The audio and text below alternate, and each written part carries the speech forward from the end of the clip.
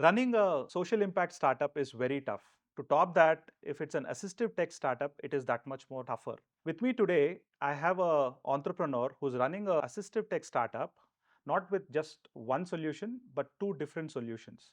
We'll talk about one solution today with her co-founder talking about it, the second solution in another episode. Welcome, Prathyusha. Welcome to the show. Hello, Suraj. Hey, nice to have you here. You talk about a story of your childhood. That's very intriguing. Would you like to share that with our viewers? Yeah, sure, Suraj. So I failed in LKG, just like this Tare Zameen Par. Mm, I had difficulties in identifying the letters. mm, Writing down everything in a sequence in the correct format was a huge task for me. okay. But back then, like no one knew about this learning disability and all. Mhm, My parents had their tough time in identifying what's going wrong with me. mm, Uh, they were taking me around like all the doctors, and then they came down to this fakir babas, thinking I have wow. been possessed by some Wow. ghost or so. Wow. But That like must have been a difficult phase.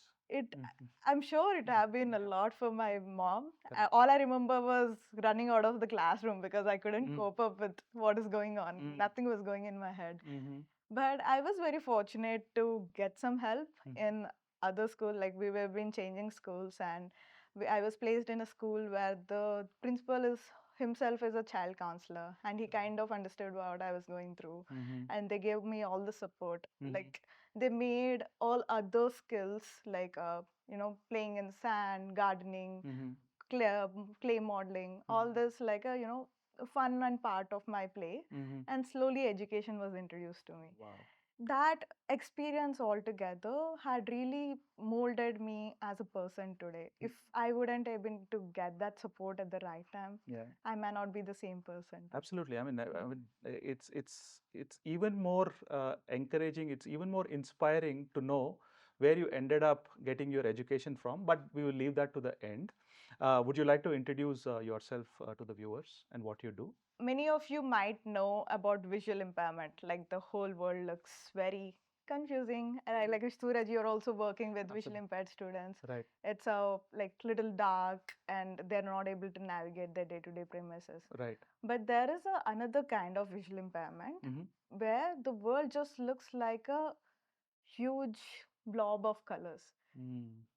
Mm. Uh, Mm. so, I mean, I understand it's a little difficult to even imagine. Right. So, why it happens is like when the child has a brain damage, let's say because of the during the birth, Mm-hmm. they're not able to cry, or sometimes genetic conditions Mm-hmm. or any reason, when the child has a like some amount of damage in the brain, Mm-hmm. whatever they're looking at, they're not able to understand it Mm-hmm. because the brain is the one which just tells me everything. Mm. Oh, I'm seeing looking at the red shirt. Mm. Oh, Suraj here. Mm. Okay, light here. Mm. This thing here. Yeah. That like within the fraction of seconds, of brain is telling us more so many things. Mm-hmm. But the moment the brain is not able to understand the image the eyes is sending to the brain, Mm. it just looks like unknown image to you, Right. just a mixture of colors which Right. you're not able to identify at all. Right. Right. This is the every moment for 36 million children around the world. 36 million.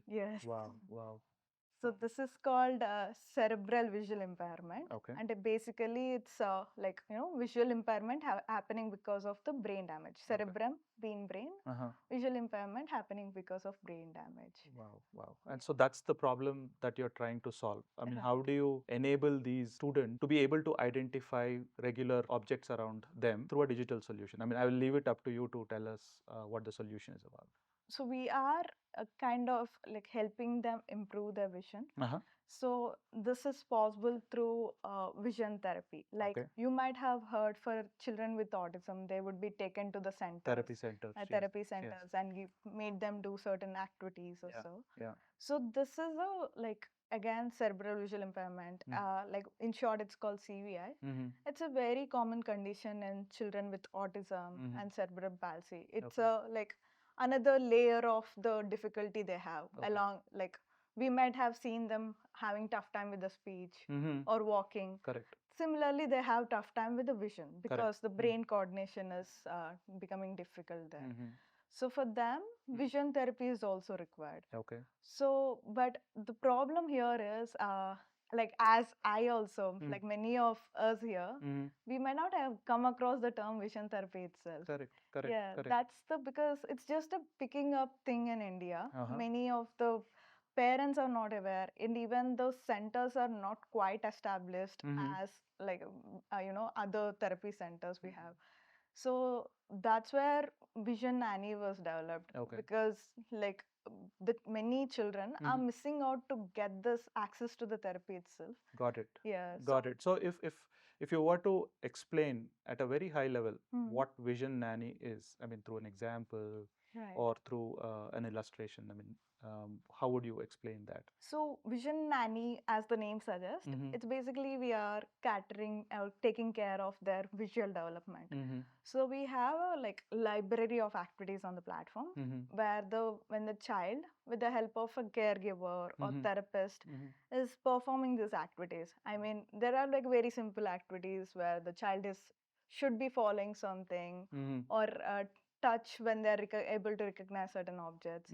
So all So these are objects keep coming on the screen. on the screen, Yeah. and then if there is an apple that comes, Yeah, they they they touch interact the with it. apple. Huh? Yeah. Okay. So Okay. these are called visual skills. So Uh-huh. basically, let's say the child started learning to follow some object, that is just like transferred to reading skill. We read from left to right in Correct. the day to day. Correct. Correct. It's like very unconsciously we do, Correct. but these are very like if you detail it, there is a lot of depth in the vision. Like now my brain like unconsciously is estimating the distance we are sitting in. Correct. For the child, they have to learn that. Like they'll have to learn how far an object is, what's the size of the object, and all that. So these are the skills Vision Nanny caters to them, Wow. but in a very playful way. It's like not like a regular reading classes or so, but it's a very fun, like as if they're playing some video game and they are developing the skills on the go. I mean, this is great actually. I mean, the first time I heard of it,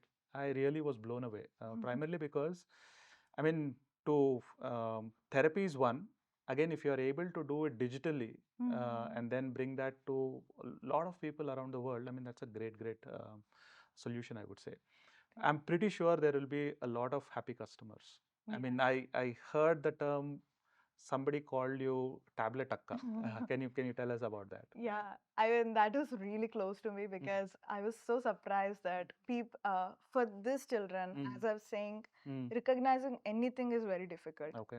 So I had a child like when we started developing it, I was taking the prototype to LV Prasad Institute. I was so excited. I was showing it to the therapist.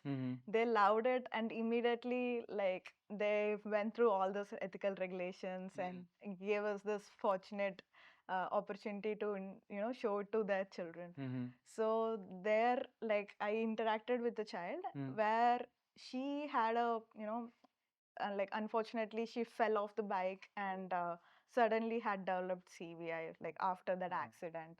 And she had her tough time and even like understanding anything. It's like the simplest way I could say is most of her day used to go in just staring at lights because the rest of the world looks so complex, anta colorful. It's very like very bright and confusing. Light is like very single color source and it was very calming for her. Sad. Yeah. But as she started coming down for the therapy and also started interacting with Vision Nanny and like everything put together, 3 years down the line, like now after like the whole thing, I went back to her and like I was so happy to know that she's onboarded into a school. Into a school. Yeah. Oh wow. And she is in LKG style. So I went back. I was so happy to talk to her mother. And the moment I met her, she recognized me saying, "Oh, tablet Akka." That's like so warming to know see that because from the day like just staring to the lights and she started recognizing us. And that's a great story, and I love the phrase tablet Akka also. We are talking about happy customers. Where are you now? I mean, are you in India? Is it available for people around the world? Right. So, like Suraj, as you understand, any kind of ed tech or healthcare product, it would have its own journey. Yeah. So we started our journey in 3 years ago, But around 2 years, we went into prototyping and the research. Yeah, yeah. So last year, we just were out and told in social media and Instagram and all. We are like, there's a product called Vision Nanny for CVI. And within a year, it is so surprising that we were seeing around like 3,000 customers onboarded. Wow. Yeah, and it across 10 countries. 10 It's countries. like some of them I may not even like never met them and even won't even know that like they are there. But I mean, that's the gratifying thing, right? I mean, when our solution, the hard work that we put behind a solution, and then somebody whom we don't know their name or we haven't seen are using it, that is truly gratifying. Right, Yeah, right. yeah, yeah. I mean, so like there would be moments where people immediately associate you with the product Yeah. rather than your name itself. Correct. That is the most Super. gratifying. I'm pretty sure there will be more and more people using it. So one obvious question that anybody wanting to adopt your solution as a customer would think, so these vision therapists, would they be out of their jobs by taking up your solution? So how would you deal with such scenarios? Right. Mm. So, I mean, the whole product development, it in fact came from the vision therapist itself. As I was saying, LV Prasad Institute, they gave us a huge guidance in what they really want. Uh, so, for the vision therapist, I would say Vision Nanny becomes a tool to provide therapy more easily rather than they being replaced by us also. So, like anything, like let's say even AI, it can, like, we are the ones who are training it and giving certain instructions and using it to make our lives easier. Correct. I would say vision and it just becomes the same for the Okay. therapist. It will make them that much more efficient, that much more able to cater to more number of patients, probably. Definitely. Things like that. Okay. So most of the hospitals, they're not able to onboard further clients because they don't have the time slots for them. Okay. So each therapy takes around an hour. In a day, they hardly can cater to 8 children. And this has to go consistently. Like one child, when they start therapy, it has to go for 3 years or 5 years, depending upon the severity of condition. Correct. And imagine like a burdened healthcare systems already, and like how far we can even stretch our arms to cater to everyone. So like in fact one of the studies show 80% of the children are not able to get any sort of intervention. So with vision 80% is a big number. exactly. Yeah. And it's just not with the non-availability of centers. So for few, the parents cannot come down so far. Like with it's mostly they are in cities. They cannot come from the rural areas or so. Correct. So with Vision Nanny, the remote therapy becomes a an accessible thing. The therapist can be on the phone and then probably tell them that use this at your home and then use it in a certain way, and then occasionally they can come to the center and then the therapy can continue, they can go back. That kind of a model also. Since it being a digital product, a digital solution, obvious question would be screen time. So how do you deal with that? Right. So I can understand like, our imagination with the screen time with the children with normal vision. Correct. They're able to enjoy what's being shown on the screen, interact with it, and the addiction factor does involve there. Correct. But here for the children with CVI, the whole purpose, like anything we are showing them, it's for them to give certain stimulation and slowly improve the vision. Correct.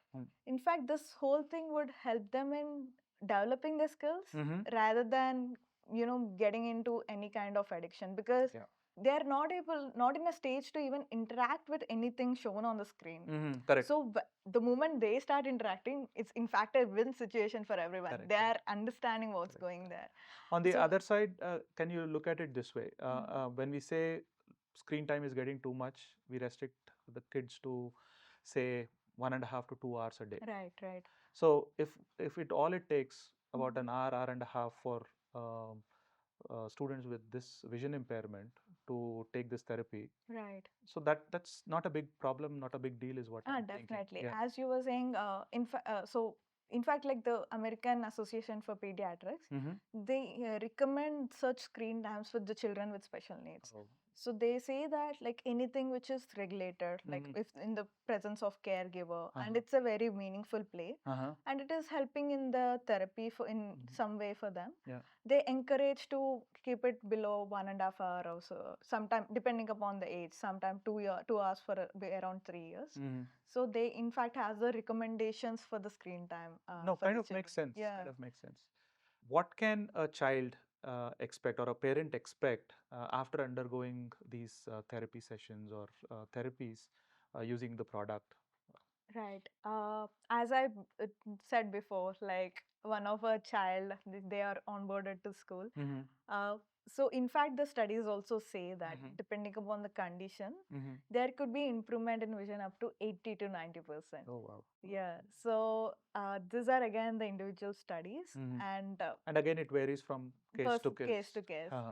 So to keep it very simply, the children can start managing their lives independently and navigate the day-to-day surroundings.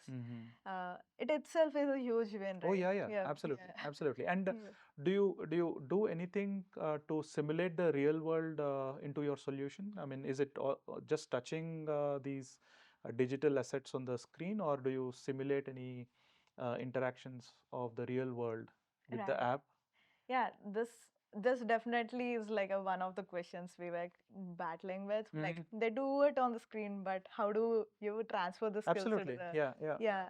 So like recently we started integrating certain activities which uses AI. Like basically the child can use the real world objects and interact with the activities on Vision Nanny. Okay. Let's say they're learning red color now, and they'll pick up the red color flashcards or the red color objects around. They show it to the screen, and like then we like ask Vision Nanny, oh, red color, yeah, it's right. Then it's it's like a kind of you're having a buddy on the go, and Oh, yeah. the child. I mean, to me, I mean, that's always a question. If there is a tech available, if somebody talks about Gen AI, and more recently somebody is talking about Willow, how do you make that accessible to underserved? Is always been my passion, so to speak. You are actually doing it. I mean, a simple object recognition or a image recognition kind of a thing. If you are able to bring that to these students, these children, and help them in their life. I mean, that's something that I would say is absolutely the best use of technology. Forget about everything else that technology can use, but if it can improve the life of a child with this impairment, I mean, that's the best use of technology. Right. Yeah. I mean, even we as a team will strongly believe the same. Like, there's a huge advancement of the technology, but the simple transfer of this tech to the children could definitely bring a huge solutions. Absolutely. So, Pratyusha, tell us this. As a startup, what kind of obstacles do you face? So, one of the obstacles is like the awareness about CVI is still very low. Even like there's a number saying that only 20% of the children are getting diagnosed. Oh. So it's a still emerging market. Though we do have, like around already 4 million children are there in India, but still it's a very underdiagnosed space. Okay. So like even there's a child with CVI, but potentially they might not know that they have CVI. Okay. So yeah, tapping in that market is still we are working around. Okay. And anything with investments, or what is your take? I mean, Right. how are the investors looking at it? So I think this is the journey for any assistive tech startup. Like the numbers don't show very high. Correct. Because the customer onboarding would be there, and that is little slow journey as such. But like we won't have that exponential curve all of a Absolutely, sudden. absolutely. So right, so there would be a slight hesitation in terms of the funding. We do face that obstacles too, but the like the we are very fortunate to be at the right time. I feel there are like many government grants who believe in social impact startups, Yes. and they are providing the grants. So far we were fortunate to have such kind of support. Awesome. And other aspect, like, to even answer to the investors, like how do you even make it a sustainable business? Again, I'm answering in terms of for every assistive tech startup here. Like, once we have an onboardment of a customer, I think our lifetime value would be really high. In our case, for the children, it's 5 years. It cannot be like compared with the other, sectors out there in the market. We have a different journey altogether.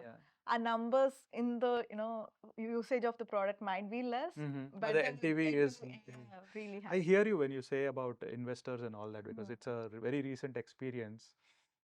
We were in the top 10 at a certain event. It was all for commercial startups. And then there were we. Okay. Others were pitching about 100 million ARR, annual recurring revenue, 30 million ARR. And then I go up onto the stage and say we are a social startup. And then obviously we didn't win that, primarily because investors are they're putting somebody else's hard-earned money to kind of get a certain number of returns. So yeah, given all that, I mean, you still pursuing in this, and then seeing the brighter side of it, and then being hopeful, being very. So Yeah. one thing, Yeah, go ahead. Yeah. So when it comes to their concerns of the return on investments too, like for both of us, we have seen that how we, like, social startups have operate in the lean model. Yeah. And the investments, like the operational costs or the product development costs, are much, much simpler compared to the other sectors. Correct. So we do have our, like ways of methods. Yeah. Making it sustainable. Absolutely. So given all this, given your experience in an AT startup, what would you tell people coming in, people who are wanting to come into this AT space, assistive tech space, or the social impact space? What kind of a message do you have for them? Definitely, AT space is something, I won't say that like come with a personal story, but somewhere you should be able to associate with your customer very strongly. Okay. Because very well put. Unless you don't feel it, their lives, you won't get the whole passion or the motivation to do it at the long term. It has its own tough journey, but at the same time, it has this immense gratification coming into the picture.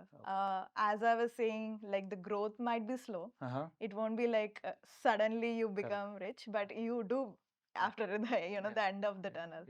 But you need to take that long road and take that hike on the long one. Super. The other aspect to it is, I mean, you've now given a message, but the other aspect is, if people watching this, what kind of a collaboration would you want from them? I mean, whom would you want? What kind of people would you prefer reaching out to you and saying, hey, we would like to collaborate, or we would like to do something together, things like that? Right. So definitely I want to see this as like the multiple collaboration, because the ecosystem does have to come together to support the child. Correct. So for anyone in the government, I'm very happy that certain conditions are taken very seriously, like ROP screening. As soon as the child is born, they'll check the eyes to see that whether everything is fine. Like that, we want to, like, I kind of envision that CVR screening becomes a norm. So the government has to come up with the initiatives to start seeing these conditions too, and have the screenings done in the various levels. It can be, catered along with the vaccine programs, or just in Anganwadi centers. Correct. And even the intervention, when it comes to the rural community level, government is already doing a great job in setting up a center for each district. But the penetration can become even more easier with the use of technology. Like already CSRs are doing great job in supporting this government systems. They are setting up the smart screens in every Anganwadi center. So why can't an Anganwadi center become a therapy center again? Just use certain tools and cater this therapy there too. And yeah, for the CSRs again, I understand like the numbers has to speak, but as I was saying, once you support a child with a disability, you're supporting, you're changing the life to the huge terms, like you're reducing their blind ears altogether.